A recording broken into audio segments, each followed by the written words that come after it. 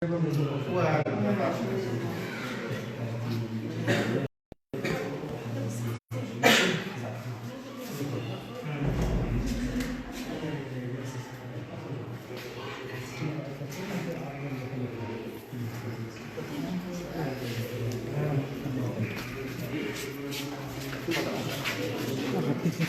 زين. عندك عندك على تجي فيها هذه ما بيتصمت لنا الدار دي مليح زين كذا سايسه كندير معها ما نكون فيها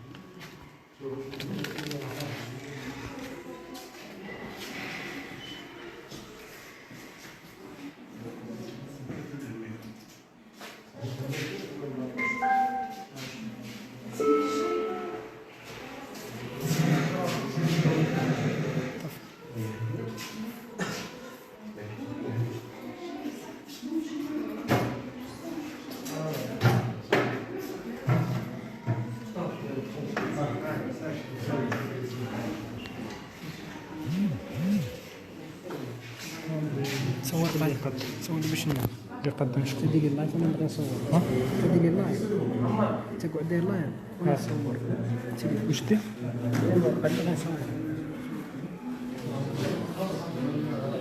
راك داير كيما هاك راك داير كيما هاك ماشي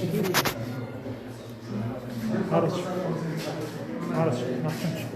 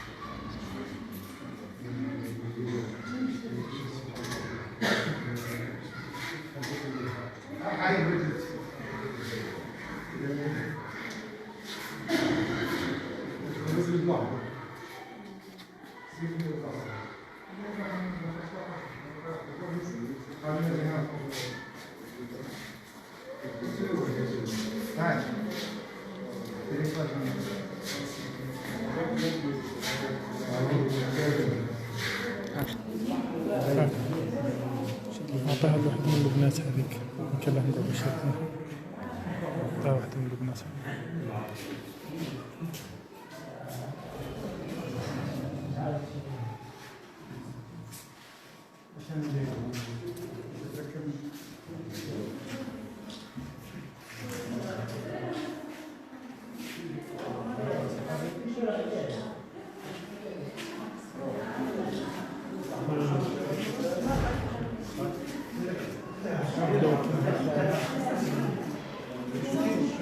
الفيديو والله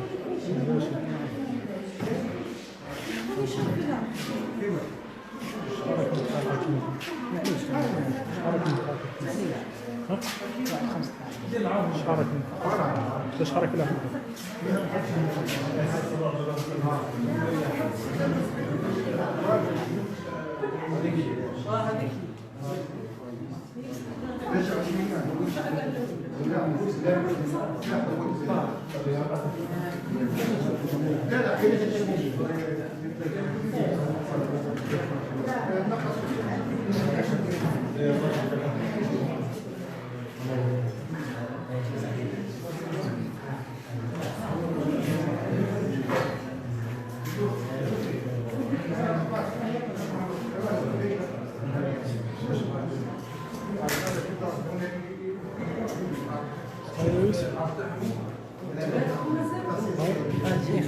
خلينا نديرو معايا كاع ما نكملوش كنكمل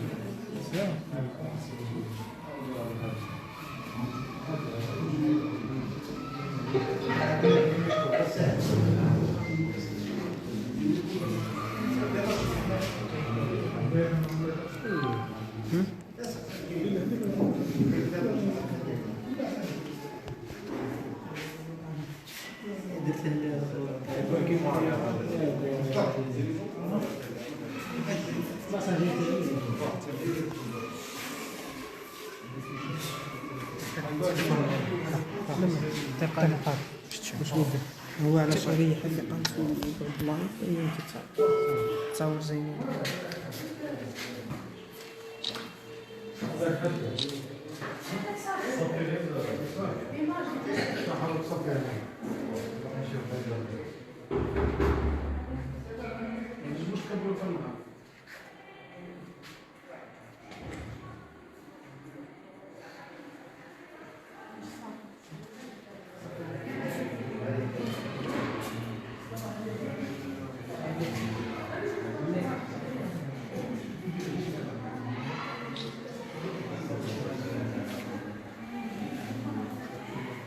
شوف مختار نديرو كرسي لهيه نديرو كرسي لهيه الشريط فيه. ايه صحيح. قول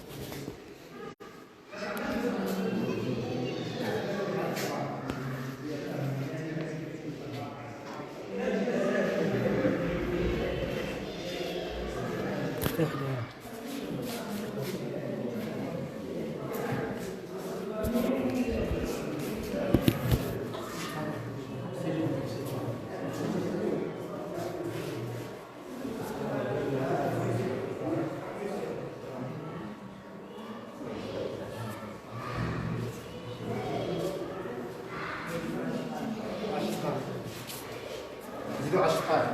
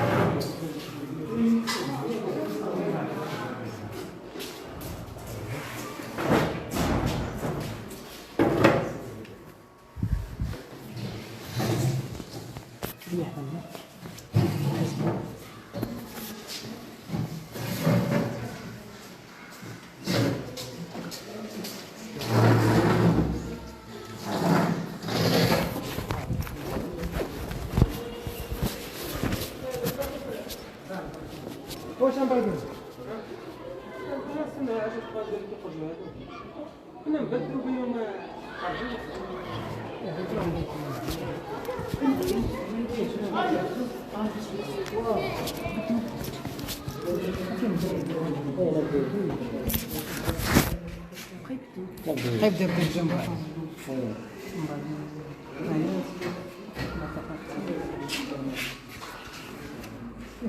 ماكش بوزي عليهم أيام النشيد الوطني بعد نفتتح هذا اليوم بآيات من ذكر الحاكم تتلوى على المستمعين هذه وخلاص طيب. كذا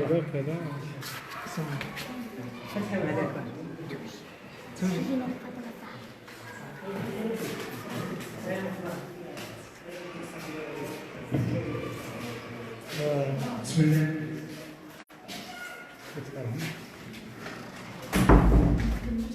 بسم الله.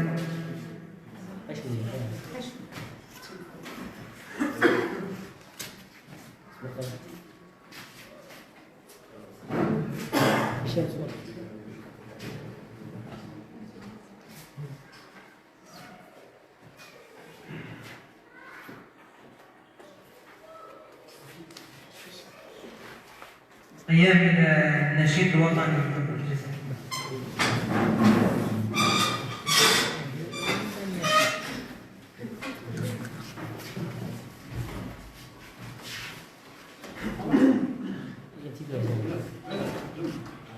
انتباه الجميع، ساعد النشيد الوطني الآن.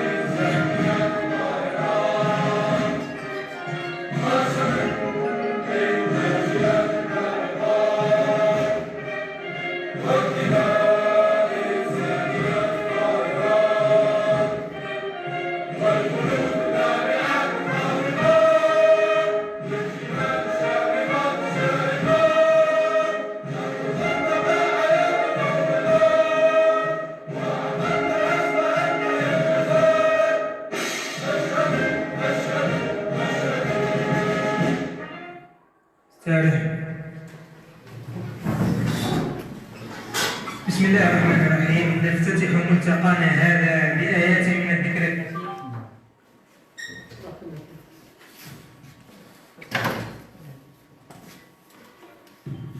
نفتتح لقاءنا هذا بآيات من الذكر الحكيم تتلوها علينا التلميذة تجمل فاطمة. سورة البلد. بسم الله الرحمن الرحيم.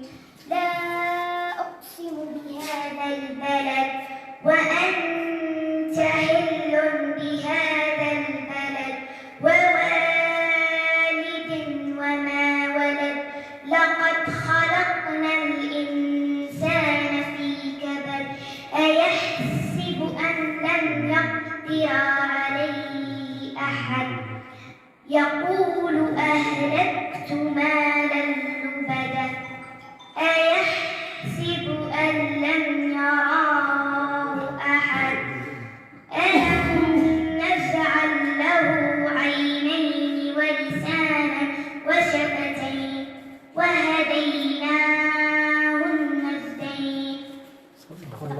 صدق الله العظيم وأصدق القائلين.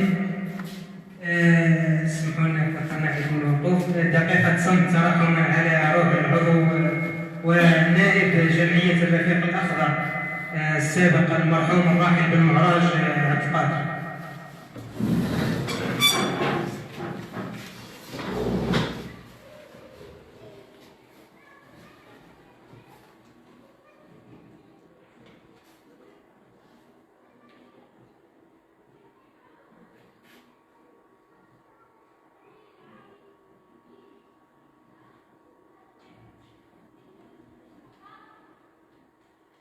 انتهى.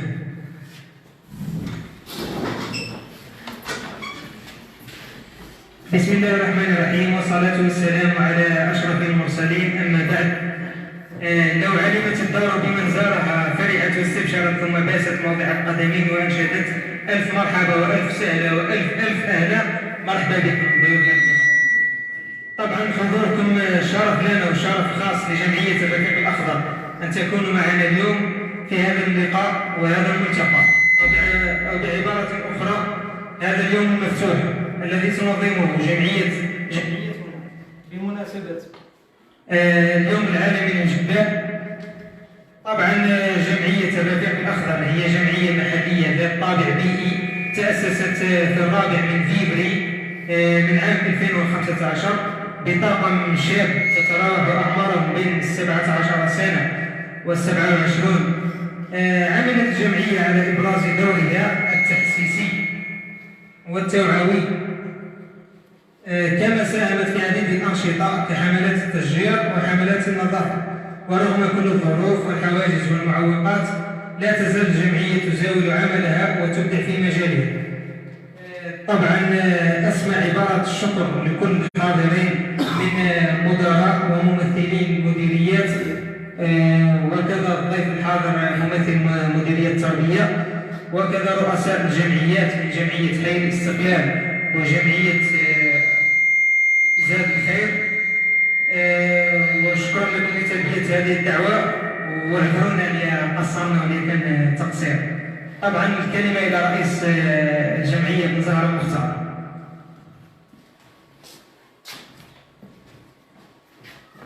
بسم الله الرحمن الرحيم، أعوذ بالله من الشيطان الرجيم. اللهم صل على سيدنا محمد خاتم الأنبياء سيدنا محمد صلى الله عليه وسلم. مرحبا بضيوفنا الكرام، كل بمقامه وكل باسمه. في هذا اليوم المفتوح أريد أن أشرح مفهوم اليوم العالمي للجبال. يقول لك جمعية الرفيق الأخضر نظمت اليوم العالمي للجبال، احنا ما عندناش الجبال، صح ما عندناش الجبال. هذا النشاط كان مبرمج من سنة 2021، نشاط ملتقى مع مديرية البيئة، ولكن تم تأجيله لهذا العام. قلنا ما دام أن يوم العالمي للجبال، احنا يكون عندنا هنا يوم العالمي للجبال نستضيفه هنا في بلدية الجبل. هذا شرف لنا ولجمعيتنا ولبلديتنا، وشكرا.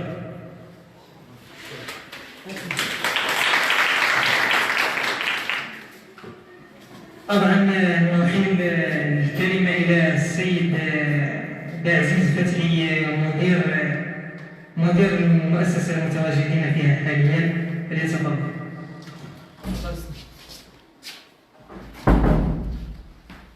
بسم الله الرحمن الرحيم، والصلاة والسلام على أشرف المرسلين وعلى سيدنا محمد خاتم الأنبياء والمرسلين، أما بعد. أرحب بالسادة أعضاء جمعية الرفيق الأخضر والسادة الضيوف، سيد المفتش، سادة ممثلي مديرية البيئة، كل الحضور كل واحد باسمه دون ذكر الأسماء. أرحب بكم جميعا في مدرسة خلاد البيلون. كما لا أنسى أعضاء أو ممثلي جمعيات البنود بما فيها جمعية الاستقلال، جمعية الرفيق الأخضر التي تقوم بهذا اليوم التكويني لفائدة التلاميذ. نعطينا اسم النادي الأخضر لمدرسة خلاد البيلون. نشكر السادة على هذه الالتفاتة لإعطاء نظرة أو إعطاء روح لهذا التلاميذ حتى يكونوا هم السباقين لهذه الأعمال، لأن خاصة احنا بلدية البنود تفتقر هذه الجمعيات التي تقوم بعملية التشغيل والاهتمام بالجانب البيئي. إذا أشكركم جميعا أجدد الترحيب من جديد. ألف مرحبا بمرضى خلال الميدان، وشكرا. طبعا نحيل الكلمة إلى ممثل مديرية البيئة.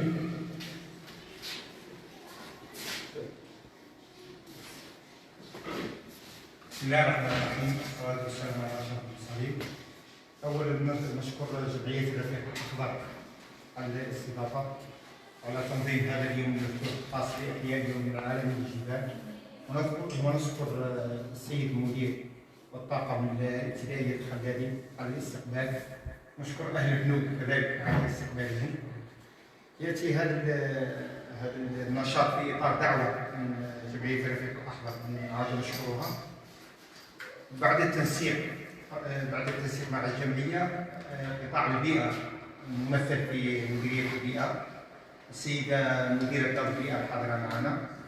كذلك كانت دعوة السيد رئيس محطة مراقبة البيئة اللي تعثر عليه المر في آخر لحظة. والنشاط هذا يأتي كذلك في إطار نشاط اللجنة الولائية للتربية البيئية والتنمية المستدامة. هذه اللجنة متكونة من قطاعين: قطاع البيئة ممثلين من مديرية البيئة ودار البيئة، وكذلك مديرية التربية ممثلة اليوم في المفتش تكون قادر. هذه اللجنة فيها قطاعين. هذه اللجنة تقوم بإنشاء وتنشيط وتقييم النوادي البيئية. يعني احنا ما دام جات هذه الفرصة تاع إحياء اليوم العالمي، قلنا رئيس الجمعية نديروا فيها على ما نزيدوش في هذا النشاط هذا الذي تقوم به اللجنة. يعني اليوم قاعدين نصبوا نادي بيئي لابتدائيتين، بالإضافة إلى نادي بيئي للشباب الإسلامية. كما قال السيد المدير أن نسمي النادي البيئي النادي الأخضر لابتدائية خلادي. كلمة النادي الأخضر ليست موجودة الآن سموه نادي بيئي، يعني ما نحصروش فقط في التشجير. كلمة النادي الأخضر هذا في نادي بيئي. ومن الأفضل من الاقتراح لنا أن نسموه نادي بيئي باسم، ما تخلوش محصور في بلدية البلود ولا في مؤسسة خلادي. يعطوه اسم ليعبر على هذا النادي، على شخصية النادي. اختاروا اسم.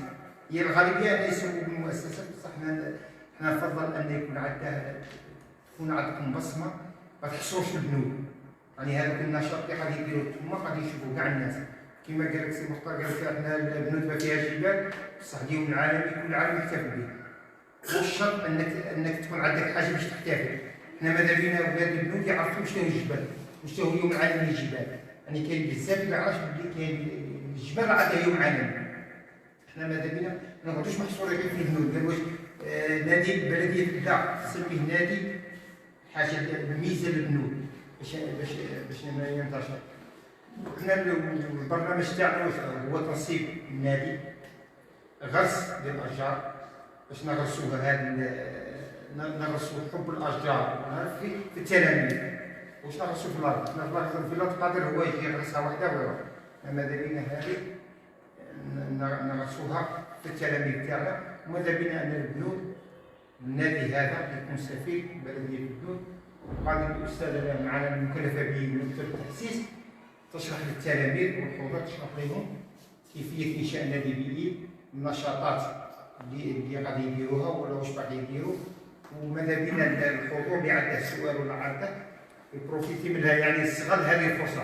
يعني احنا كما قال لك المختار، هذه الفرصه كانت البرم جات شحال من عام، وهذه المره جات من الظروف الاخرى بتركيبها وجات خبره ناقصين. احنا خاطر هذه اللجنه فيها شحال من عضو، فيها مفتش المتوسط والابتدائي والتربيه، وفيها جمعيه اولياء التلاميذ، منظمه اولياء التلاميذ، وفيها جمعيه بيئيه، وفيها يعني هذه اللجنه فيها شحال من عضو. للاسف الشديد وجينا في وقت الامتحانات. احنا ماذا بنا وكان النشاط يعم كاع المؤسسه كامله، كل التلاميذ المؤسسه كامله.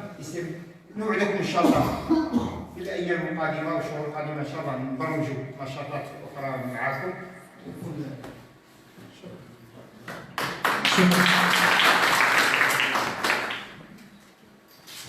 طبعا باش نظمنا هذا الملتقى اليوم هنا في البنود، كل الفضل كان للسيده مديره المعهد الوطني للتكوينات البيئيه. نوجه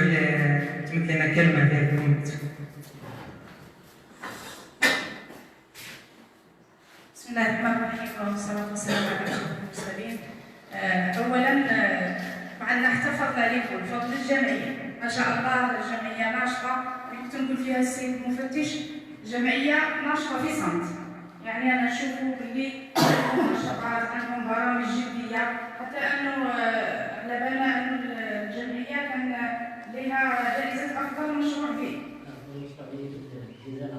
في الجزائر سنه 2022 ما شاء الله. هذا احنا نعتبروه اضافه لنا كقطاع البيئه في ولايه البيض وحتى الجزائر الملا. ان شاء الله هذه الجمعيه تلقى الدعم من هنايا والاحتضان في هذه البلديه، وحنا بدورنا نقدروا عليه رانا نساهموا به. نشكر المدير المؤسسه على استقبالنا اليوم، ان شاء الله تكون انطلاقه جيده للنادي البيئي، وان شاء الله يكون النادي البيئي ناشط المره الجايه نجون نكون نشاطات ان شاء الله مجسده على ارض الواقع. اعيد تجديد الشكر لجمعيه الرفيق الاخضر لحمايه البيئه. بارك الله فيكم وربي يوفقكم ان شاء الله.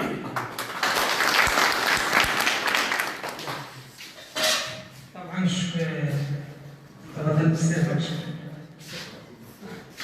بسم الله الرحمن الرحيم. مرحبا بالحضور، شكرا جمعيه الرفيق الاخضر لحمايه البيئه على الاستضافه. سيد المدير سكان بلديه البنود، قبل ما نبداو على تنصيب النادي البيئي ولا تقنيه تنصيب النادي البيئي، اليوم راح نتكلموا على اليوم الدولي للجبال والشعار المراه تحرك الجبال. قلتوا بلديه البنود ما فيها جبال، بس احنا نهضروا على الجزائر كلها عندنا الجبال، جبال ونشارين، جرجوره، الاطلس الثلجي ولا الاطلس الصحراوي. علاها اختارت الامم المتحده الشعار تاع المراه تحرك الجبال؟ نشوفوها نبسطها لكم في منطقه القبائل في جبال جرجوره، ولا عندهم اصحاب الريف يسكنوا في الجبال.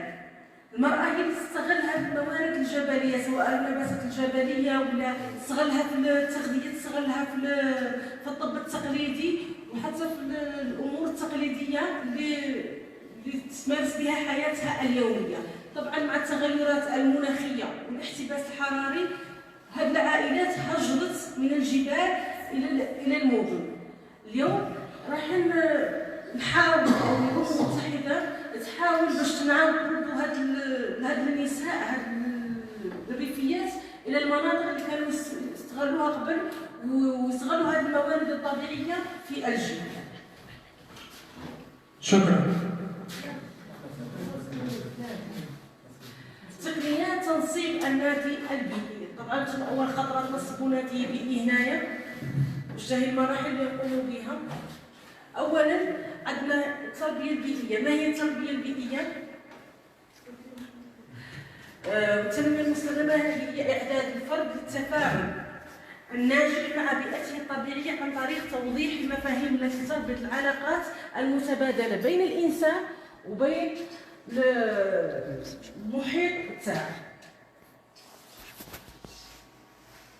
طبعا النادي البيئي هو فعل اكتساب المعرفه، وطبعا هذه المعرفه اللي نكتسبوها اللي بعد تتحول لسلوك بيئي ونشاطات بيئيه في المستقبل. النادي البيئي هو فضاء يستطيع من خلاله الطفل ان يعبر وينمي مهاراته بالعمل لمصلحه بيئته، كما يساعد على ربط العلاقه بين ما يتعلمه في المدرسه وبين قدرته على تجسيدها في شكل اعمال وانشطه يقوم بها في الميدان. ابسط مثال هو غرس الاشجار. طبعا الطفل هو المتعامل الرئيسي. اهداف هي عندنا اكتساب المعرفه الفعليه، يعني انت تعرف ولكن دائما يجيك الطاقه. اكتساب المعارف السلوكيه.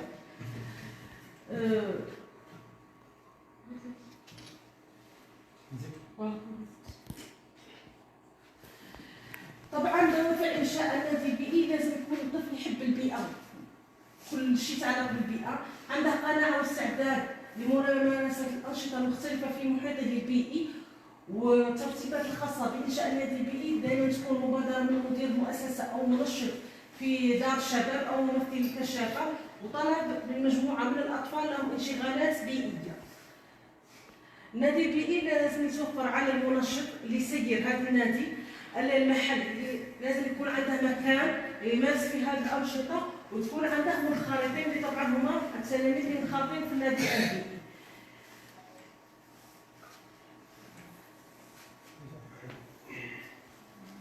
العناصر الاساسيه الأساسية لإنشاء النادي البيئي، عندنا إمكانية إنشاء نادي بيئي داخل المؤسسة، وعندنا أيضا الموارد البشرية اللي هي المؤطر، الطفل والمكان، وتشخيص أهم النشاطات وبرامج العمل اللي يكون عندهم برنامج يتمشوا به في هذا النادي البيئي. طبعا إمكانية الاستعانة بشركاء جمعيات بيئية، حظائر وطنية وجمعيات أولياء التلاميذ، والمبادرة دائما تصدر من الأطفال ولا من المعلم ولا من المسؤول المؤسسة التربوية.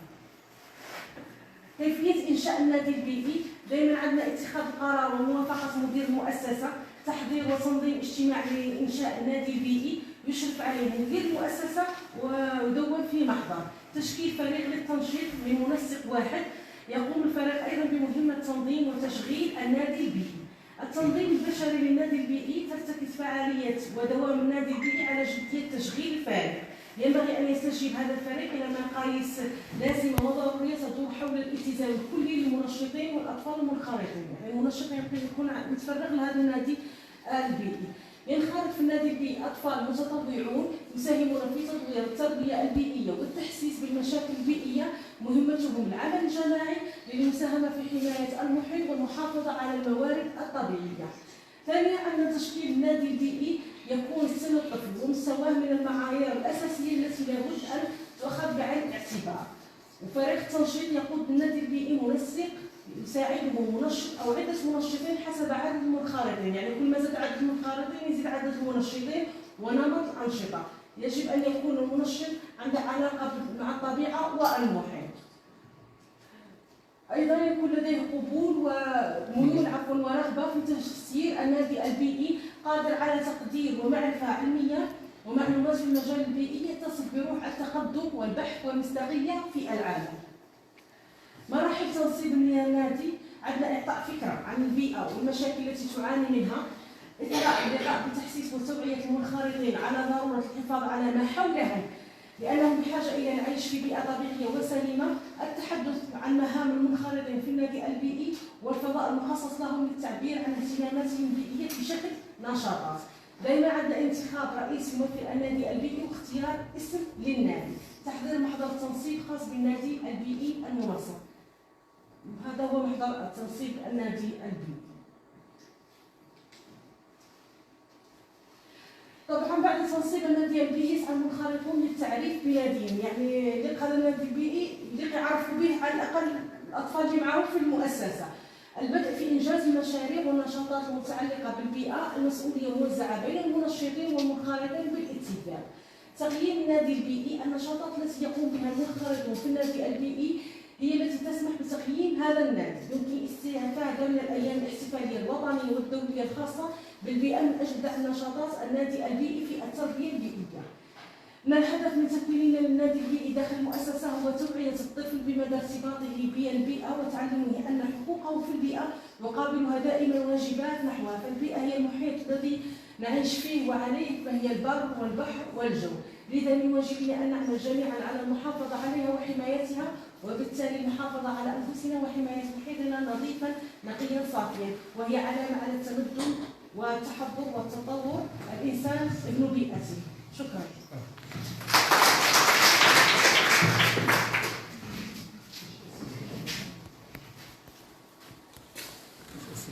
شكرا أستاذ. اللي عنده سؤال فيما يخص التلاميذ ولا المحاضرات فيما يخص تأسيس النادي البيئي ولا نسيت معك تفضل.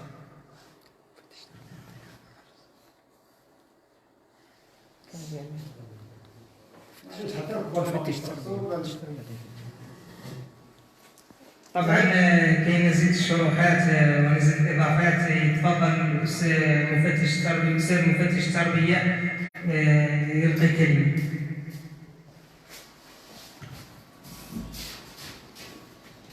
شكرا. بسم الله الرحمن الرحيم، والصلاه والسلام على اشرف المرسلين، اللهم صل وسلم على سيدنا محمد بقدر ما حمل الكون من الكائنات وتنفس فيه المخلوقات وبقدر الاعداد التي وصل اليها الانسان في النبات والاعداد التي لم ولن يصل اليها بما هو اتى. سيدي مدير المؤسسه، زملائي ورؤساء المصالح في مديريه البيئه، ابنائي التلاميذ، الساده الاساتذه، الحضور، السلام عليكم ورحمه الله تعالى وبركاته. اولا حضورنا معكم بهذا اليوم المتعلق باليوم الدولي للجبال الجبال هو تشريف لنا، شرف كبير. وفقط نريد ان نوضح نقطه بسيطه جدا حول لماذا هذا الملتقى في البنود والجبال غير موجوده. يعني هذه الفكره خاطئه. لماذا؟ لان دراسه الجبال موجوده في جميع المؤسسات التربويه في المتوسطات في السنه الثالثه المتوسط. هناك مواد معرفي كامل او مقطع معرفي كامل يتكلم عن زحزحه القارات وتصادم الصفائح وتشكل الجبال والزلازل. ولهذا إقامة الأيام الوطنية للجبال في المناطق التي لا تحتوي على جبال أحسن، لأن في المناطق اللي فيها جبال الجبال معروف عن قرب، في المناطق التي لا تحتوي على جبال علينا أن نعرف بالجبال في هذه المناطق، نعرف أبنائنا، نعرف الجيل الصاعد عن هذا اليوم وإلى ماذا يرمز إلى غيره. إذا تشرفت بالحضور معكم في هذا اليوم. بارك الله فيكم. أشكر مرة أخرى جميع الفاعلين في مديرية البيئة، خاصة دار البيئة، مثلا السيدة المديرة، على كل ما يبذلونه من جهد. وأختم كلامي بالشكر الجزيل جدا لهذه الجمعية التي تعمل في صمت. أنا شخصيا لا أسمع بهذه الجمعية إلى اليوم، ولكن حسب ما ذكر السيد المدير فإن أعمال هذه الجمعية أعمال ممتازة جدا تشرفنا وتشرف الجمعية بصفة عامة وتشرف الوطن الحبيب اللي هو الجزائر. والسلام عليكم ورحمة الله تعالى وبركاته. شكرا أستاذ. الشروع الآن الرسمي في تأسيس تنصيب النادي. تفضل. كما قالت الأستاذة تنصيب النادي له إجراء إداري. الإجراء الإداري هو محضر تنصيب. يعني اليوم تم تنصيب في إطار الاتفاقية المبرمة بين وزارة البيئة والطاقات المتجددة ووزارة التربية وتجديدها لبرنامج وزارة البيئة والطاقات المتجددة الهادف إلى تعميم ونشر الثقافة البيئية عبر كل ولايات الوطن عن طريق إنشاء نوادي بيئية ضمن المؤسسات التربوية. قامت اللجنة الولائية للتربية البيئية من أجل التنمية المستدامة لولاية البيض بتنصيب النادي البيئي لمؤسسة خلاد الميلود بلدية البنود، وذلك بتاريخ 13/12/2022 على الساعة 11:30 وبحضور كل أعضاء اللجنة ممثلين في التربية وكذا، ومدير المؤسسة السيد عزيز فتحي، ومنشطة النادي معزوز سعدية السيدة معزوز سعدية. أعضاء النادي البيئي الآتيين بميدون منال، وسيف إسراء، نحار روان، خيرة يونس، بن معراج عبد الفتاح، خيري أحمد ياسين، وسيف بسمة، بن معراج زينب، بن خيرة طوحة، بن خيرة حمزة، بن دلاع جواد إسلام، يوسف محمد وسيف محمد إياد، خيرة سندس، وسيف هيفاء، جودي ريناس، وسيف لبنى، حمام درعمي. الملاحظة احنا في البيض ما لقيناش الانخراط كما هذا، الله يبارك، يعني ما شاء الله. احنا ماذا بينا ان شاء الله كما قالوا جماعة البلوطة، هذه البداية ومازال ماذا بينا ان شاء الله الاستمرارية. يكون عندها اسم احنا ماذا بينا تختاروا اسم يمثل البنود، يعني اللي يسمعه يتفكر منطقة البنود مشهورة، منطقة اسم واحد، اسم نبتة، نعطيكم مثال. في بوعلام مسمين، لا شوف نعطيكم مثال. في بوعلام مسمين نادي الأوزون، نادي كلين اللغة الإنجليزية. في العناصر تسمين أوزون. في أحباب البيئة سموا حاجة اللي تعكس المنطقة أحسن. منطقة تعتبر إشهار معلم، يعني كما نقولوا إشهار المنطقة، إشهار المؤسسة. هذا أصلا تسمية عام المنشط نادي البيئي. نكملوا برك هذا دليل المربي تساعد المربي او المنشط النادي البيئي، وهذه حقيقه النادي البيئي التي يكون فيها الميثاق البيئي. فيها ايضا ادوات تساعد المؤسسه هذه متى تاسست؟ هي شوف، هي لو كانت تاسست قبل 2010 كل المؤسسات التربويه قبل 2010 عندها هذه الحقيبه النادي كل استفاد. يعني كنت المؤسسه هذه الداخليه في 2008 درنا ايام تكوينيه في الشلالة في الجزائر. 2009 في عطله الشتاء وعطله الربيع. وهذا الدليل مو الشرط انه النادي بيئي فقط، يعني اي استاذ عنده موضوع البيئه مهما كان الاستاذ يمكن الاستعانه به. هذا المربي يعني كل انسان، وما نربطوش يسموه المنشط بالعلوم الطبيعيه. اي استاذ، بعض المؤسسات عندهم منشط استاذ الرياضه. تقول استاذ الرياضه هي كما قالت هو الميول، وماذا بينا كل الاساتذه. علاش المدير واش قلت لك؟ ماذا بينا كل الاساتذه يحضروا، كل اللي عندهم يستغلوا هذه الفرصه ويستغلوا التلاميذ. هما اصلا عندهم مستوى دراسه اللغه. لا، هي المعلم العبادي المعلمين، ماذا بينا كل المعلمين يستفيدوا. يديروا فوتو جماعيه. اروحوا اروح عندنا نادي الاسبوع على العام اللي فات نسافر المسابقه الوطنيه من هذا المطعم.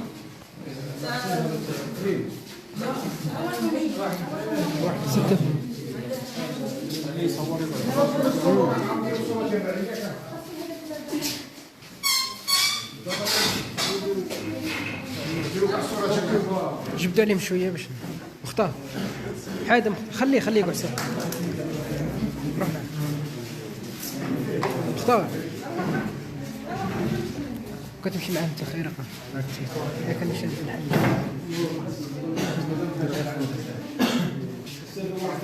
ديرهاش ميسور. ليش معك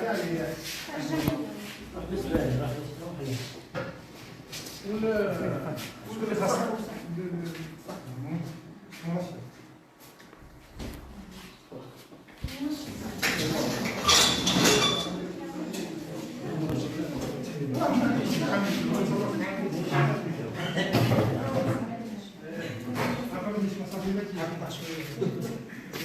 نهود شويه باش يبان وجهك.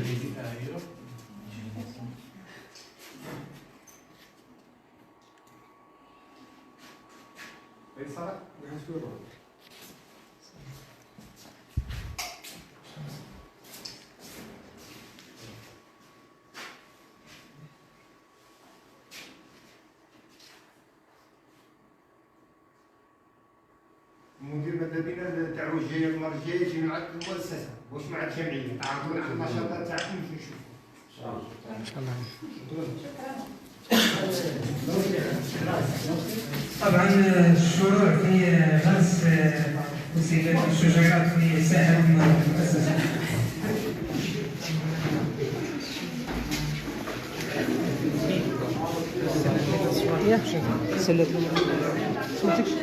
سلت لنا وقال السؤال علاه كملنا بهم صحيح.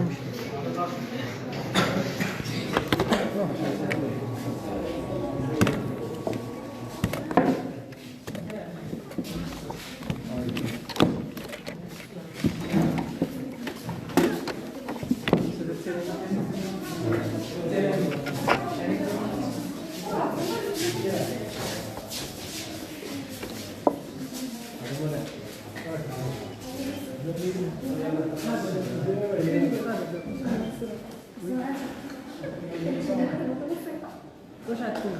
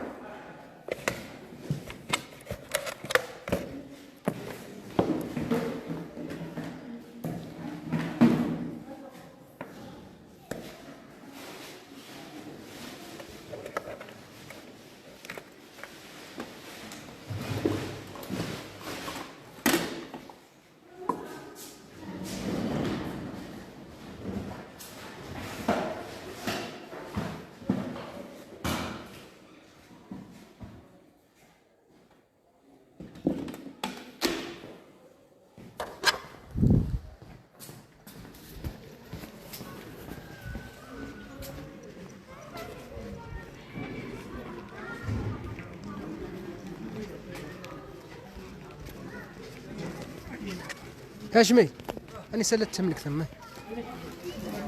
بس نهزوهم ديرها أنا مسلت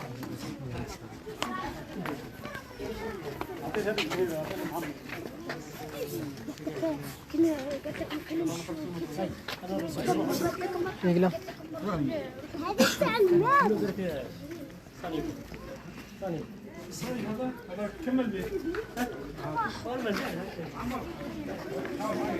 سياسة غير سياسة بسياسة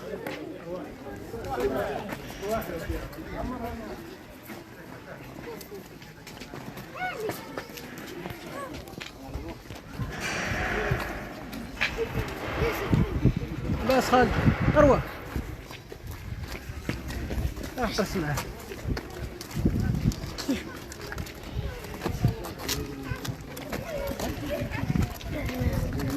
محجوب الهويني دحنا فيها الخضراء لا وانا كيف قاعدين نقنوا قاعدين يزفيه والله انا قنوا مو قاعدين نقنوا احنا الاشبال ما عرفوهاش كل واحد يكبر كل واحد يقبض بلاصه هذاك الصغار روح يدوه هذاك الكبار منه هذاك الكبار حطيتهم واحد الكبير واحد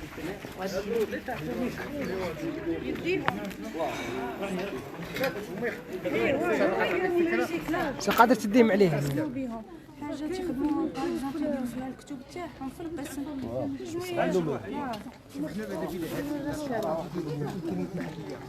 باش بعد كده تصرفوا اللي عندك اللي عندهم افكار على بالك كي ريسيكلي هذه تبع بيك شي ريسيكلي هذه تبع دارهم سيدي محمد عبدون يسموه سليمان جواد هذا مكتوب في الليسته ولا واش مكتوب؟ هذا صافي تروح منه لازم مكتوب ثقيله عليه شجر جواد اياد جواد واش؟ شجرة جواد جواد زيد شنو الاسم اللي معاك؟ من دلع جواد هذا اللي سامع هذاك واش نديروا؟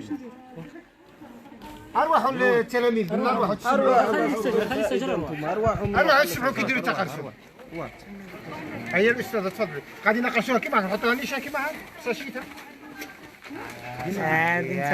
واش نديروا هي الاخرين هيا شاركوا نديروا نقرصوها بساشيه كيما لا ها وين قال لك لا خبرنا على واش ندير علاه انا قلت روح خبرهم كي يديروا منا النبات هذا كيمشي على بالك جذور كيسموك هيا روح منا باش تقرا انت راك عارف مو تقرا انت صاحبك هذه لازم نقلعوا الكيس باش الجذور تاع النبته تخرج وتشرب المياه صحيح كون نخلوا الكيس هنايا نجيفوها لازم نقلعوا هذا الكيس حتى هو كان عارفها غير خشمه ياك كان عارفها هي حلكي تعمل دير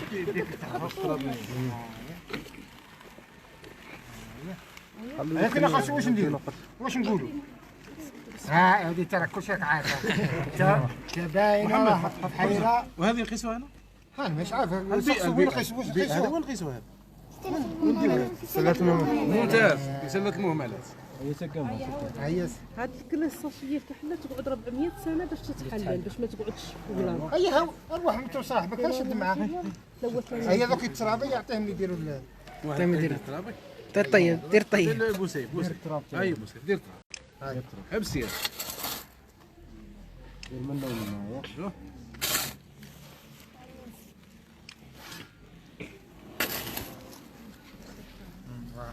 هذه كاينه فيلم يا مولاي اسمى هبنا ايش عارفه ايش هو يطبق ويحفظ هيا خلي يسموه مع مدير المتوسطه باش يقول انا جاي قول بن عامرين عيط لي بن عامر عيط لي اني داير والله مش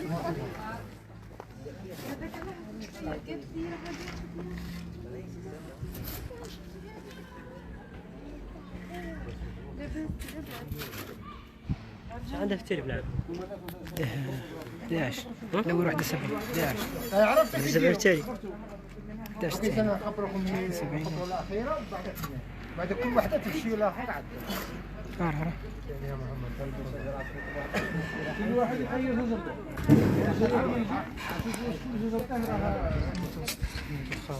معي طولها نقول السنة يتبنى عمري يقول متوسط حيطلعوا مع رجال عنديش نمرة حيطلعوا مع وين راح صاحب ولا سنه حيروح لما سوالف حتى لمدوا هذاك واش نديروا من بعد؟ واش نديروا من بعد؟ خبرهم واش نديروا؟ لكن ماشي مسؤول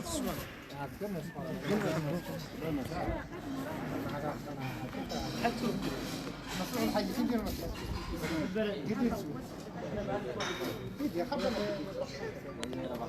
خبرنا كي نديروا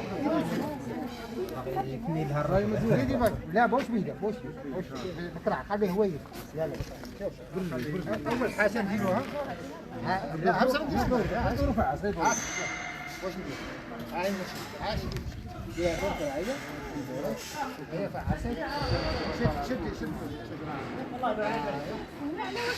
واش نديروا واش نديروا باش نثبتوها اولا وباش نخرجوا الهواء اللي داخل في التربه. الهواء اللي في المسامات يخرج كي نضغطوا هكا يخرج الهواء، وثاني باش نثبتوا هذه اللي خليكم تصيروا رواحكم متوسط. كيجوا عندنا ساهل اللي خليكم من الطير والمتوسط كيجوا عندنا ساهل. هيا دوك من بعد مسكوها. هيا دوك كل واحد هيا ها في الماء تعرفوا الوقت الامثل للسقي. عطي واحده من البنات تعرفوا الوقت المناسب للسقي وين تنسقوا الشجره. ايوا قال لك بدل دير منها.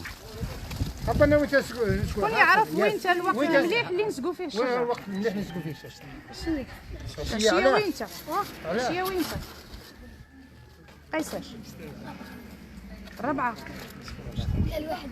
وحده كاين وقتين، كاين توقيتين، كاين يا الصباح بكري يا المغرب. علاه؟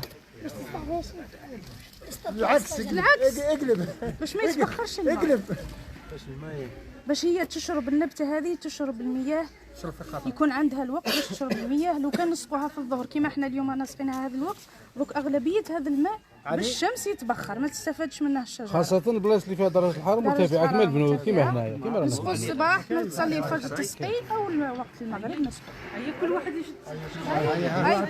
هيا كل واحد شجره. هيا هيا انت شيرو عندك شروح ندبروا لك. هذه في النادي قبل ياه ما عطاونيش، يعطوها شجره تغرس. غرسي مع صاحبتك. غرسي هنا تي صاحبتك.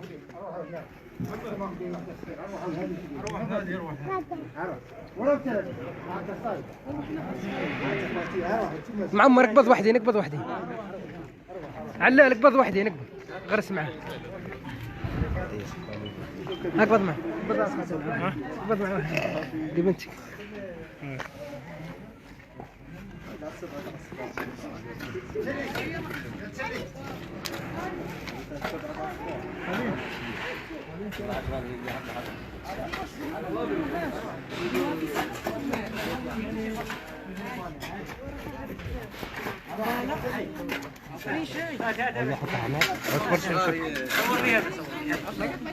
اروح شوف المختار اروح هاك ايوه قبينا معاه هذوك طيب دورة منا مختار دورة صدق منا مختار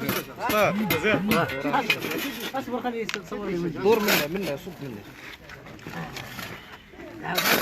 هذه شجرة كسموها. هذه شجرة شتاي؟ شتاي؟ كيكيس.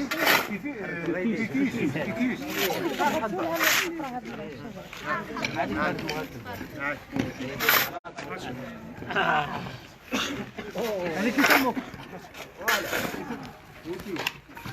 هذه يسموها الشجرة رامية وبسمة. عقلوا عليهم.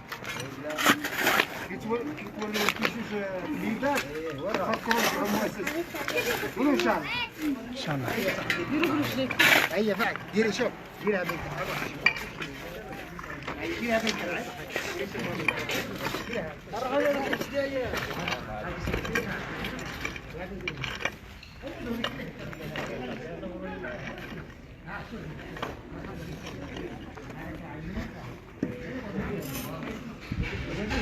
محجوب اروح قرص مع ذوك راه مني شوف عود ربي اشكال قرص مع ذوك مني شوف عود ولا عود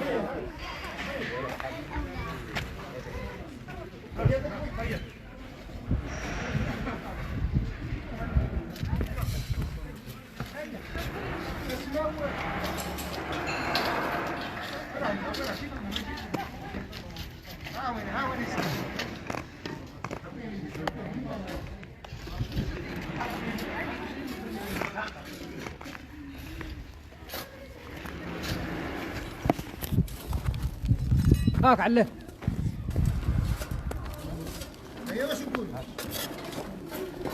شوف المياه هات اياد المياه هات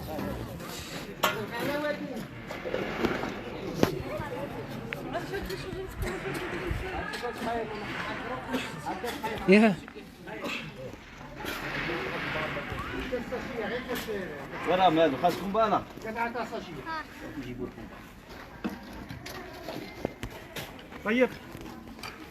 طيب ها